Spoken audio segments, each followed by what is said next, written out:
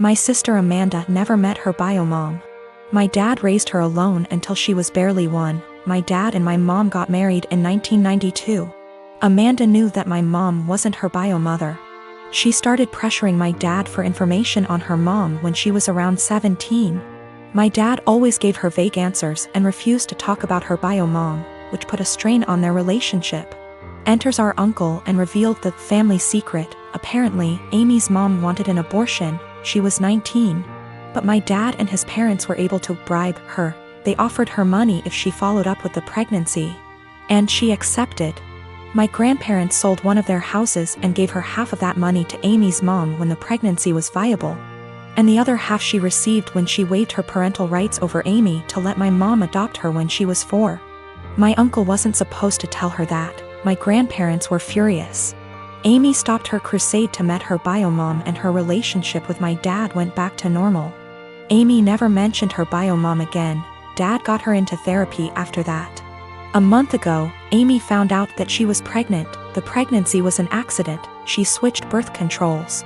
The problem being, Amy is about to start her surgical residency and her hours are insane. It is basically impossible to raise a baby while working in that rhythm, so she wanted an abortion. The problem is that Mark, her fiancé, 6 years together, wanted her to keep the baby. It caused a big fight. In a move to convince Amy to keep the baby, Mark told Dad about this. Until that point, no one in our family knew about this. Dad talked with her, and they got into an enormous fight. Amy got the abortion 10 days ago. Mark ended up breaking up with her. She is obviously really sad. My dad was acting like a jerk. He was pretending that Amy didn't exist. He didn't want to talk or see her. So on Christmas Day, we were exchanging gifts. When everyone had already finished giving each other gifts, Dad got up and gave Amy her present. He gave her an envelope in front of everyone and told her to open it. It was 3 pictures with something written on the back, a name, an address, and a phone number. Dad told her that he was tired of babying her, that this is a photo of her bio mom and her 2 sons. That was her bio mom address, and that he contacted her bio mom and she is willing to speak with Amy. He gave her Amy's number. Dad thinks that they will have a great relationship since they are so similar. Amy broke down crying. I ended up in a fight with Dad, called him a monster for doing that to her. He just said he was just tired and left. We ended up leaving and she spent the rest of Christmas crying on my shoulder. She is a mess since that. My younger brothers called me a Grinch for making a scene and ruining Christmas. My mom was silent during the whole thing. My parents have been giving me the cold shoulder since Christmas. My girlfriend and I have been together for about a year. Most everything is great except one thing. If I tell her I'm sick / not feeling well / hurt, she refuses to believe me. If I have a cold, she tells me I'm faking it until it goes away and then says, "See, you are fine."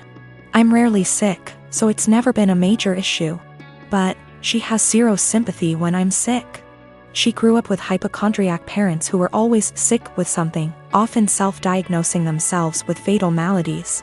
She has limited contact with them, and the time I met them, I was told by them that they didn't have long left to live. I get it, growing up in that household must have been awful. But what happened on Sunday just sent me over the edge. Girlfriend and my sister wanted to check out this event and we were all supposed to go. I woke up with excruciating back pain and could barely breathe. Girlfriend got so mad at me for ruining this that she wouldn't speak to me. As she was about to leave, I asked her not to leave because I thought something was wrong. She said no and left. I threw up in my bed and eventually called my parents. I was too embarrassed to call 911.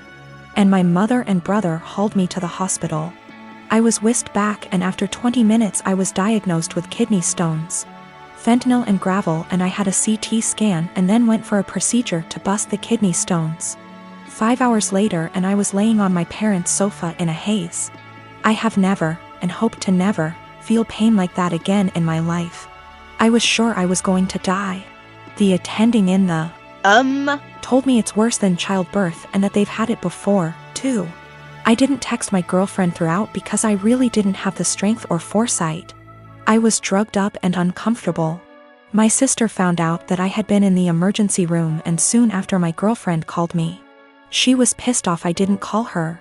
Then I reminded her that I begged her not to leave as I thought something was wrong.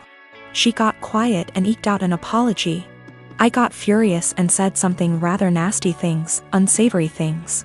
In fairness, I was on dope, still sore, peeing blood and felt like someone had punched me in the gut. Standing was incredibly painful. I needed to take 2 days off of work and school. I rested in bed and the only thing you can think is the person who should have been there didn't even believe me. She's texted me this week a formal apology and wants one in return for saying nasty things to her.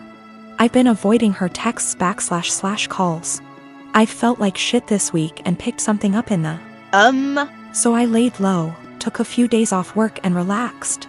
She wants to meet tonight and talk about everything, but I'm still so mad I don't know if I should hold off seeing her. Is this as big a transgression as I feel like it is? Am I blowing this out of proportion because I felt so shitty? I just am so annoyed and angry. Girlfriend didn't believe me something was wrong and I wound up in the with kidney stones and needed a procedure. She was mad that I didn't call her, I was too doped up, and then when I blew up at her she felt bad. I'm still mad at her. I am a 19 years old female. I have an estranged grandpa more or less. He's my dad's father, but my dad hardly had a relationship with him. I have 2 other siblings, one younger and one older. My grandma divorced my grandpa when my dad was only 10. So he lived with my grandma his whole life in a different state and didn't see him. When he got older he saw him a little more and my grandpa started coming around a little bit more as well. He'd stay for a week at a time and then go home. He was an old, bitter man to be honest. He never got remarried and lived his whole life in his coastal town with the same friends he'd had his whole life. He wasn't pleasant to be around and could hold grudges longer than anyone I've ever met.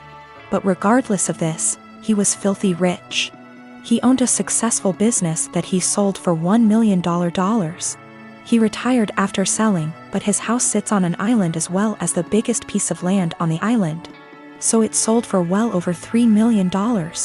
I was never close with my grandpa, but I took after his sister who is in right now and he adores her.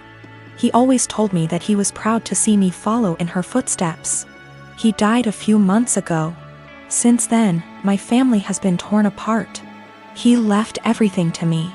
He essentially liquidated all of his assets and it ended up being close to $8 million. I was shocked. I didn't and still don't know what to do with the money, but I'm going to save it. My dad and stepmom as well as my siblings are hounding me to split the money with them. I just can't do it. My dad is an alcoholic who never said anything nice about his dad. Despite him being bitter, my grandpa actually bought my dad a $300,000 house. My dad would 100% drink away any money given to him. As far as my siblings, my brother has full financial support from my grandma as he is the favorite and he's very wasteful and ungrateful. He never talks to me and always is very mean to me when he does. My little sister is the only person I've actually considered. She's very young and that's really the only thing stopping me. Her mom is money-oriented and would take the money from her. So I'm waiting until she turns 18 and I offered to pay for her college. But now my family is telling me I'm unfair and the money doesn't belong to me and I'm not deserving of it. That I'm too young and I'll waste it on cars and clothes. I don't agree and now they're all threatening to cut me off and never speak to me. Or even sue me if I don't give them all a chunk of the money. I don't know what to do and I'm buckling under pressure here. I've already had 2 police officers out to my house because my dad is claiming I stole the money from him. Everything was through an attorney. I know I did nothing wrong legally. But morally? 6 years ago my son Matthew had a daughter with his now ex-wife Josie. I have always thought of Josie as my own daughter, so when they divorced 7 years ago due to my son cheating, I was conflicted and disappointed.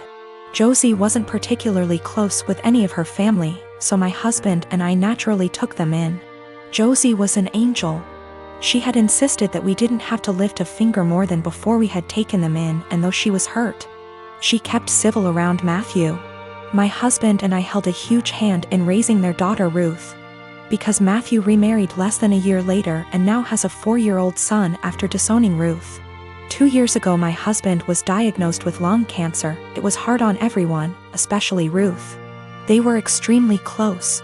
She told him about her girlfriends and boyfriends before anyone else and has always wanted him to be the one to walk her down the aisle at her wedding. Matt rarely ever visited and didn't answer our calls, often saying that we had other kids, so it wasn't like my husband was dying lonely. Last night Matt stopped by to talk about inheritance. He never mentioned Josie nor Ruth and hinted that he thought he should get more inheritance than his siblings the entire time.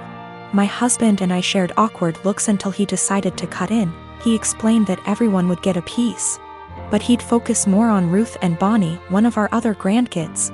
Matt got angry and said that Ruth was just a bastard and that his son deserved more than her.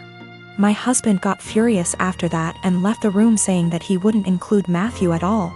Matt yelled back and turned to me saying that Ruth wasn't worth it because she'd just grow up to be a whore like her mother. I told him that I'd rather have her mother as my daughter than him as my son and insisted that he leave. I'm getting phone calls from Matt's wife and family friends saying that my husband and I overreacted, and he was just angry that we were playing favorites. To clear some things up, Josie did not cheat on Matthew. Josie and Matthew met later in college and Josie was known as a party girl. Before that, Ruth isn't the product of an affair, but we are planning on getting a DNA test because what Matthew said has gotten under Ruth's skin. She was at the house when this occurred and overheard it. When it came to taking in Josie and Ruth, we didn't hesitate because Josie is not from here. She and Matt lived in another country until he moved them here a few months before he got caught cheating, and they had nowhere else to go as Josie was a stay-at-home mom. I had no intentions of choosing Josie over Matt, then and now, and I never discouraged Matt from visiting. I tried to make it very clear that we weren't picking and choosing when we took Josie in. We just wanted her and our granddaughter to be safe and have a good home.